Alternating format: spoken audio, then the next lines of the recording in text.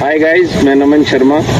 और जैसे कि आपने मेरी पहले 2 वीडियो देखी होंगी और उन 2 वीडियो में पहली वीडियो में मैंने बेसिक्स, बैक लिफ्ट, स्टैंस इसके बारे में आपको बताया था। दूसरी वीडियो में मैंने लोडिंग, स्ट्राइड और रोटेशन के बारे में बताया था, जिसमें एक बैट्समैन को अच्छा बैलेंस मिलता है। और उसी वीडियो के एंड में मैंने आपको बताया था कि मैं आज आपको फीट्स का रोल बताऊंगा। पिछली वीडियो में मैंने हैंड्स का रोल बताया था और इस वाली वीडियो में मैं आपको फीट्स का रोल बताऊंगा कि कैसे आप अपने फीट्स को चलाकर मैच में अच्छे शॉट्स लगा सकते हैं। एक अच्छी बॉल को एक नॉर्मल बॉल में, ओवर पिच बॉल में कन्वर्ट करके कैसे उसमें रन स्कोर कर सकते हैं। बैकफुट पे अच्छा जाके एक जस्ट शॉर्ट बॉल को और ज़्यादा शॉर्ट बॉल बनाकर उसमें रन कैसे स्कोर कर सकते हैं, उसके बारे में मैं आज आपको बता।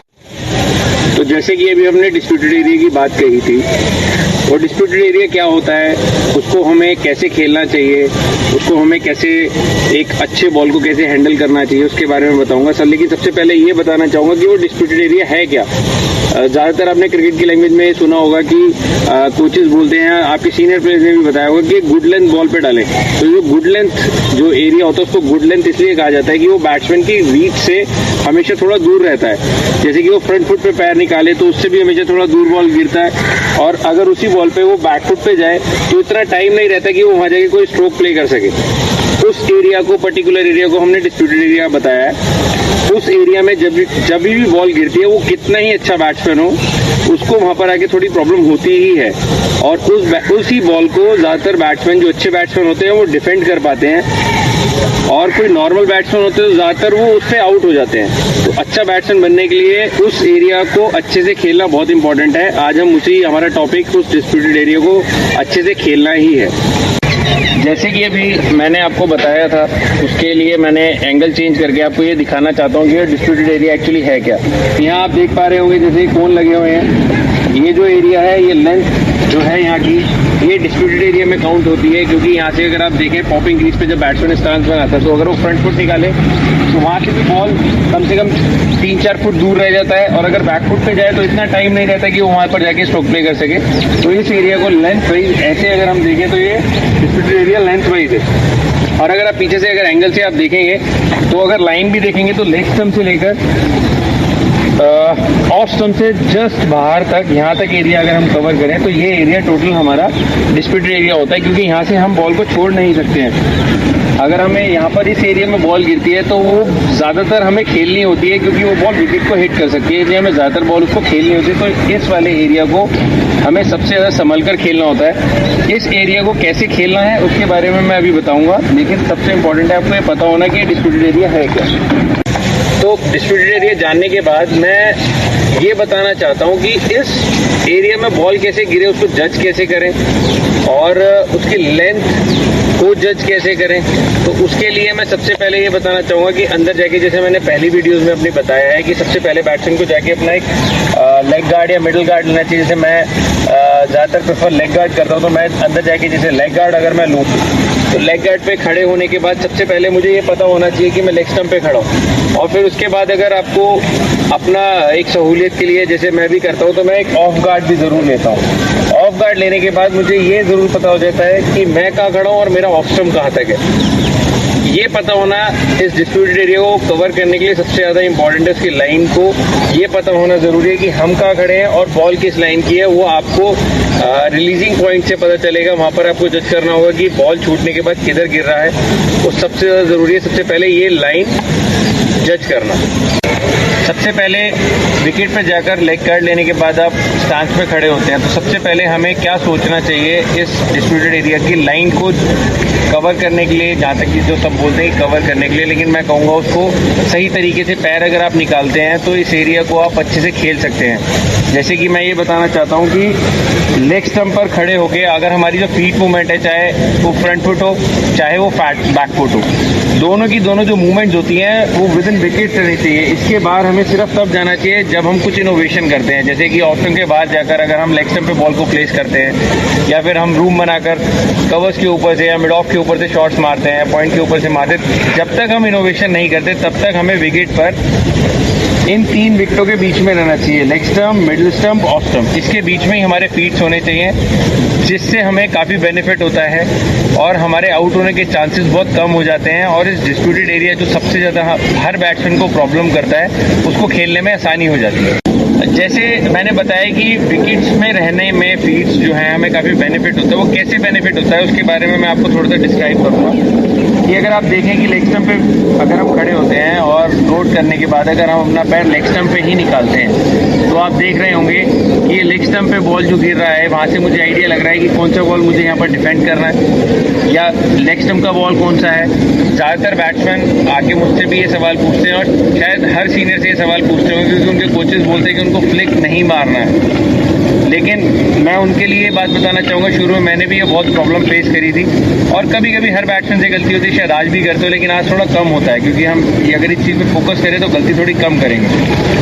अगर आप देखें कि ज़्यादातर बैट्समैन का पैर अक्रॉस गिरता है, मिडल ऑफ पे आ जाता है, उसके बाद सिर्फ एक ही ऑप्शन बचता है फ्लिक का। और यहाँ पर आके जब आप बीच में खड़े होते हैं, आप देख रहे होंगे पीछे विकेट दिख रही होगी, जब आप यहाँ पर होते हैं तो हर बैट्समैन थोड़ा कॉन्शियस हो जाता है और उसका कॉन्फिडेंस थोड़ा कम हो जाता है कॉन्फिडेंस। तो तब जाके वो जब वो फ्लिक ट्राई करता है तो वो मोस्ट ऑफ द टाइम उसके पैड पे ही बॉल हिट हो जाता है और उसको आउट होना पड़ता है। इसी वजह से मैं ये बताना चाहता हूँ कि अगर अपना पैर अगर आप सही लाइन पे निकालें तो कितना भी स्विंग होगा, अगर आप लेट खेल रहे होंगे तो आपके आउट होने के चांसेस हमेशा बहुत कम रहेंगे। और इसी में अगर बहुत सारे लोग ये सवाल करते हैं कि अगर हमारा पैर बिल्कुल सीधा रहा तो हम अपने विकेट कैसे कवर करेंगे या कौन सा बॉल हम डिफेंड कैसे करेंगे, उसके लिए भी बताना चाहूँगा कि अगर आपका लेग स्टंप पे पैर है और टो की डायरेक्शन अगर हम मिड ऑफ की डायरेक्शन में कर देते हैं तो आप देख रहे होंगे सामने की विकेट ऑलमोस्ट पूरे कवर हो चुके होंगे। ऐसे ही जैसे ही थोड़ा सा ऑफ स्टंप के बाहर बॉल आता है, जिसको हम चौथा विकेट अगर यहाँ पर हम गाड़े उतना एक आइडिया लें, वहाँ तक भी अगर हम देखें तो अगर ऑफ स्टंप तक हमारा सिर्फ विद इन विकेट से अगर हमारा पैर निकलता है और डायरेक्शन जो है टो की वो मिड ऑफ की तरफ या बॉलर की डायरेक्शन में होती है, और उसके बाद भी अगर हम डिफेंड करते हैं तो आप देख सकते हैं कि चौथा विकेट भी कवर हो जाता है। तो ये तो हमारी होगी लाइन जज करने की बात। इसके बाहर का बॉल अगर हमारे पैर विकेट में हैं तो हमारे को बॉल को छोड़ना बहुत ही आसान हो जाता है। रादर देन अगर हम अपने फीट अगर विकेट के बाहर निकालें तो ज़्यादातर हम ऑफ स्टंप के बाहर की बॉल चेज कर देते हैं, जिसका खामियाजा हमें आउट होने से भुगतना पड़ता है। बहुत सारी बॉल्स आप देखते हैं कि मोस्टली बैट्समैन जो भी पैर बाहर गिरता है, स्लिप, गली, इनमें आउट होते हैं। अगर आप देखें कि ऑफ स्टंप के बाहर पैर जाने से जो नी की डायरेक्शन है वो भी उस तरफ जाती है, तो कभी बैट सीधा नहीं आ पाता।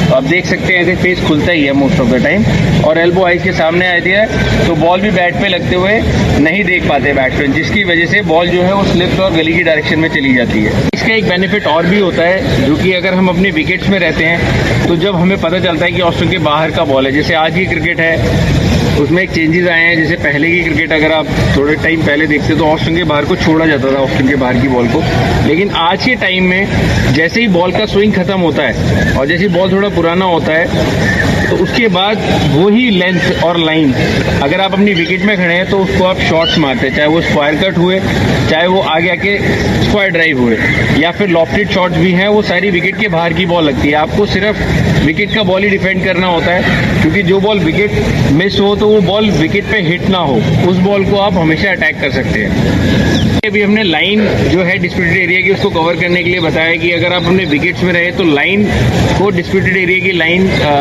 को हम कवर करते हैं और उसको एडजस्ट करके अच्छे से खेल पाते हैं। ऐसी अगर हम लेंथ की बात करें डिस्प्यूटेड एरिया की, तो ज़्यादातर बैट्समैन आपने टीवी में भी खेलते देखे होंगे, अपने सीनियर्स को भी खेलते देखा होगा। उसमें जैसे ये डिस्प्यूटेड एरिया, यहाँ से 1 फीट निकालने के बाद ये एरिया तक हम नहीं पहुँच पाते, जिसकी वजह से हमें प्रॉब्लम होती है। तो इस लेंथ को कवर करने के लिए आप अपने फीट यूज़ कर सकते हैं। कई बार आपने देखा होगा मीडियम पेसर पे जो बैट्समैन होते हैं वो कई बार वॉक करके इस एरिया को कवर करते हैं, यहाँ तक पहुँच जाते हैं। स्पिनर्स पे आपने देखा होगा कि वो स्टेप आउट करके यहाँ तक पहुँच जाते हैं। तो ऐसे ही आपको कुछ मूवमेंट्स करनी होंगी अपनी फीट्स की, जिससे इस एरिया पे आप पहुंचकर स्कोर भी कर सकते हैं, इस डिस्प्यूटेड एरिया पे स्कोर कर सकते हैं और बॉलर को परेशान कर सकते हैं कि वो आपको बॉल थोड़ा पीछे फेंके। और यहीं अगर पिच थोड़ी स्लो हुई और कहते हैं कि किसी क्रिकेट की भाषा में कहें कि थोड़ा सा ड्राई विकेट हुआ, तो उस पर भी आप अपना फ्रंट फुट से तो आप इस एरिया को कवर कर भी सकते हैं। और आपको एक एरिया मिला होता है पॉपिंग क्रीज का, जो विकेट तक और पॉपिंग क्रीज के बीच में जो एरिया होता है 4 फुट का होता है, जिसमें आप उसी एरिया को बैक फुट पे जाके भी वहां से सिंगल प्लेस कर सकते हैं और अगर एक्स्ट्रा टाइम मिला तो आप शॉट्स भी मार सकते हैं। इसका हमारा जो टॉपिक था वो डिस्प्यूटेड एरिया को कैसे अच्छे से हम खेल सकें और विकेट पर जाकर एक अच्छी बॉलों पे कैसे रन स्कोर करें, उस टॉपिक पर था। और नेक्स्ट वीडियो में मैं आपको स्विंग कैसे खेलें उसके बारे में बताऊंगा और स्पिन कैसे खेलें उसके बारे में मैं बताऊंगा और अपने फीट्स का और अच्छे से कैसे आप यूज़ करके आप लॉफ्टेड शॉट्स कैसे मारते हैं उसके बारे में मैं बताऊंगा। और अगर आपको ये वीडियो पसंद आती है तो उसको सब्सक्राइब करके मेरे चैनल को बेल आइकन दबाएं और लाइक करें और शेयर ज़रूर करें।